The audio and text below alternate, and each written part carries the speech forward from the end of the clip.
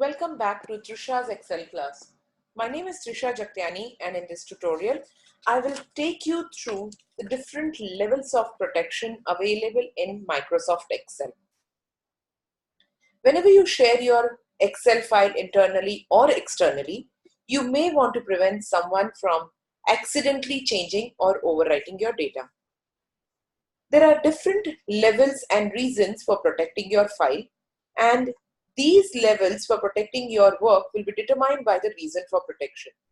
For example, you can protect your full workbook and only allow the user a read-only access, or protect only one sheet as all the other sheets or formulas are linked to the files on the sheet, or you can even protect part of your worksheet. So let's see different scenarios where you need to protect your work and the levels and means to protect them.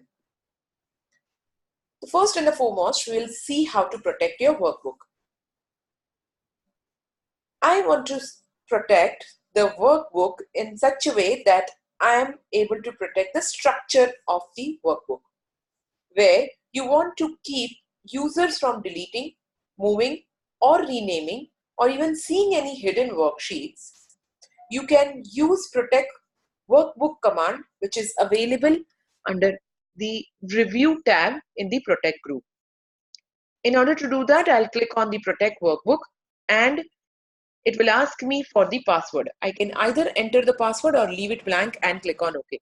If I do not enter a password, I will be able, or the user will be able to unlock or unprotect the workbook without entering the password. So it will become a little easier for the user.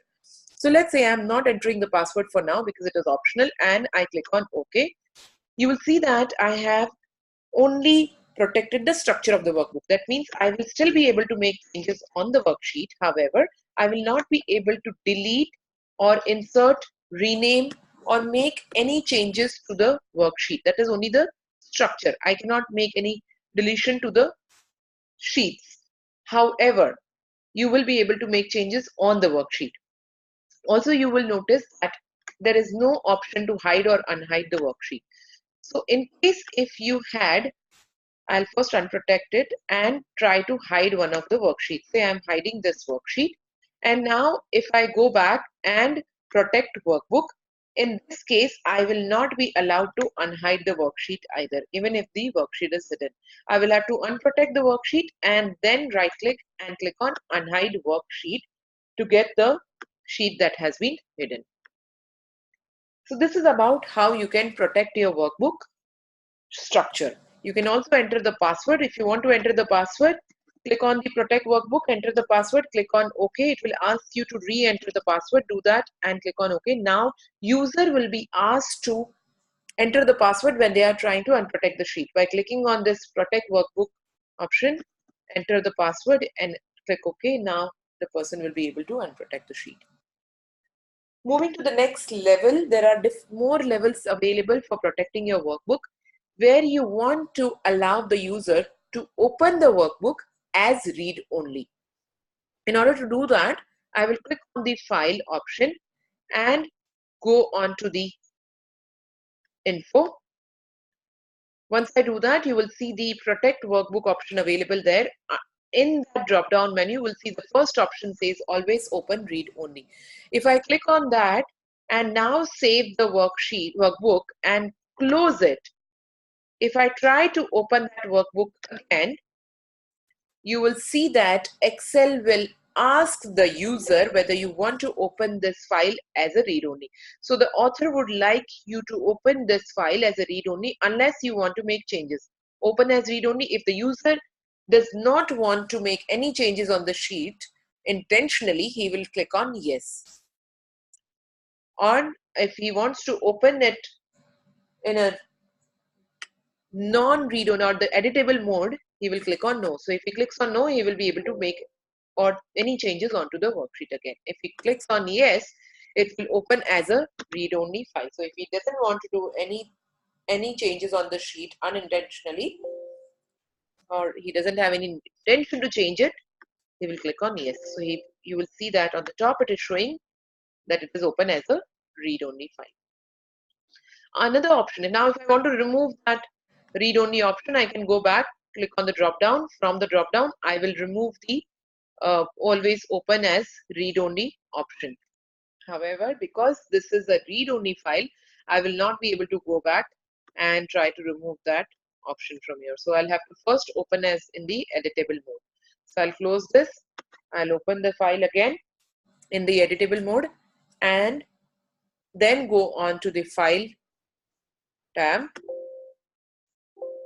Now I have opened as there's a editable mode. You can see it doesn't say read only. So I click on file, go to info, and then select from the drop down menu. Again, always open the read only, and that option is now gone away. There are another options which is available under the info tab where you can select the other options to protect your workbook. And the second one is encrypt with password, where you can actually enter a password to protect your whole workbook. So if I do this and click on OK, it will ask me to re-enter the password, which I do that again and click OK. What will happen is your workbook is now saved, now protected. Save this file, close the sheet, and try to reopen your workbook. This time, user will be asked to enter the password to open your file. So until they do not enter a password, they will not be able to open the file at all. So now you can see only if they enter the password will they be able to enter into this file and make any changes. So they will not be able to view that file either. So this is the level of 3 different levels of protection available on the workbook part. Now we are going to move on to see how you can use these levels of protection also for the worksheet. So there are different protection levels for that as well. So different levels that I mentioned is, the first one is how do you protect a worksheet in a particular workbook. In order to do that, I will have to go again onto the review tab and click on protect sheet. But what will the protect sheet do? Your protect sheet will protect the sheet that you have currently selected. So if I am in this sheet, we look up with match. If I click on the protect sheet now, it will only protect this sheet from the whole workbook. So I will still be able to make changes on the rest of the sheets on this workbook. Now let me click on the protect sheet, and here again it will ask me for a password to protect this sheet. Just like the workbook, if I do not want to enter a password here, I can still click on OK, and it will allow me to protect this worksheet. If I try to make any changes on any part of this worksheet, it will not allow me to do that, and it will give me an error. So that means your whole worksheet is protected now. No changes will be allowed by the user. However, because I have not entered a password, a user can easily click on the unprotect worksheet or unprotect sheet and remove the protection and make the changes onto this. So it is advisable to enter a password, and this is how you will be able to get the password protected worksheet. So now if I try to make any changes onto any parts, it will not let me go ahead. Now if I click on unprotect sheet, it will ask me for the password as well. So there is a second level of protection that is happening. This is how you protect your whole worksheet, where you're not allowing the user to make any changes, just view the sheet, and that is it. Let's say the user whom I'm sending this sheet are allowed to see this sheet. Also, they are required to enter some information in the commission received and the match column. I need some information from the students here. So then if I want to enter what the commission that they have received, so I'm just trying to tell them that please enter some data in these two columns. If I want to do that, I will have to allow these cells to make the changes. Now, before we go ahead, and let's understand how is it that Excel is allowing the cells to be protected. So in order to understand that, let's go back to the protect sheet wizard. In this wizard, you can see that just below where you have to enter the password, it says protect worksheet and contents of the locked cells. And there is a tick next to it. Below that, allow all users of this worksheet to select locked cells and select unlocked cells. So everywhere we are talking about something about locked cells and unlocked cells. What is that lock and unlock cell? So this is how your Excel protects the worksheet for the lock and the unlock cell. So let's understand what is that. By default, every cell in a worksheet or in any worksheet in a workbook will be locked. And Excel will only protect those cells which are locked. So let's see if we can check if your cells are locked. In order to check that, I will have to select all the cells in the sheet. In order to do that, I'll click on this box on the left hand side, just above the row number and your column name. I'll click on that. My whole sheet is selected.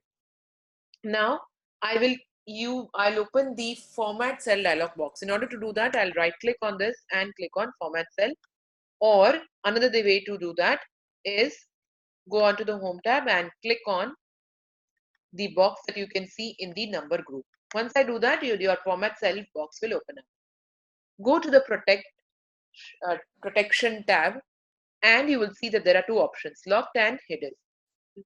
The locked part is ticked. That means all your cells are by default locked, and that's the reason when you click on the protect sheet tab, Excel automatically has that tick against that where it says protect worksheet and contents of the locked cells, and that's the reason Excel only protects the cells where they are locked. What does this mean to us? This means that if there is cells which are not locked, it will not be protected, and the user will be allowed to make changes to that. So moving on, let's see how does that work. So I am going to allow the user to make changes to this part of the or this many cells. So I'm going to select all these cells together and unlock those cells. So I'll right click, select the format cell. I'm only unlocking this part of the sheet, which is only this many cells. I've unlocked it. Now if I try to protect the cells, protect the sheet and enter the password here, now you will see that your whole sheet is protected. However, only these cells you will be able to make changes because I have unlocked these cells. So I'm able to now make changes onto these cells by unlocking them. So that was one way of doing or using your protection level where you can make changes to certain parts of the sheets. Now what I'm going to do is I'm going to now lock all the cells again so that there's no discrimination in these cells. Going back to the format cell, protection, and click on lock cell again. So all the cells are now locked. You can see that now if I protect the cell again, protect the sheet again, it will not allow the user to make changes to any of the sheets, any part of the sheet. Also, you would have seen one more thing on the protect sheet. You can see that allow all the users of this worksheet to, there's a tick against select locked cells and select unlock cells. That means that if there's a tick, that means I'm allowing the user to make these actions. That means select the lock cells and select the unlock cells. All the others are, which you can see the lot of list here, has been unticked. But if I want a user to make changes or do these actions, even when the cells are protected, I can give a tick against that.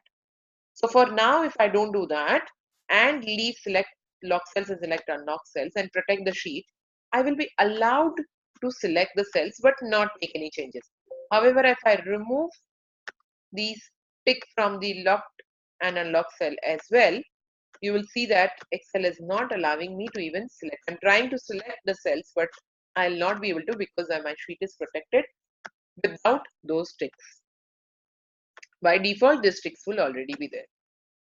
So this is how you use your protect sheet levels into using at different places.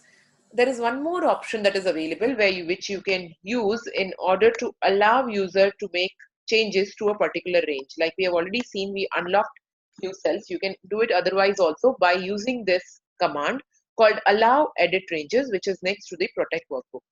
If you want to allow changes to only this part or only this many cells, I will select those cells and click on edit range. Once I do that, your edit range dialog box will open.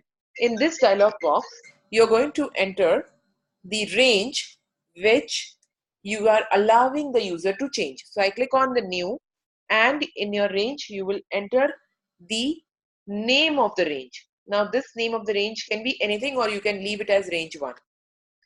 After that, you can also enter the cell range where you want the user or you want to allow the user to make changes. So here, because I had selected the cell range, it has already picked up in the refer to cells. If it is not selected, you can always select it after going on to this box. Next one, it is asking for a range password. What does this mean? This means that if you give this password in for the range, user will be allowed to make changes, but before making the changes, it will be asked for a password. So let's see how it works. I'm going to enter the password and click on OK. I'll be asked to re-enter the password, which I did, and click on OK. It goes back to my edit range or allow a user to edit range window. And this also I can click on protect sheet. Once I do that, I can enter password for protect sheet also. Again, enter the password, click on OK. Once I do that, now I know that the sheet is protected. So no other cells will be able to make changes, but on this cell, I will be allowed to make changes, but after entering the password. Once I enter the password, now I'm allowed to make changes on any of these ranges. So per user will have to enter password only once. So this is the second type or a different way to allow the user to make changes only on a part of the sheet. So these are different levels of protection that you have seen in Excel. Hope you found this useful, and thank you for watching. Please like my video, uh, subscribe to my channel so that you can keep getting updates on the new videos, upcoming videos. Thank you for watching. Bye-bye.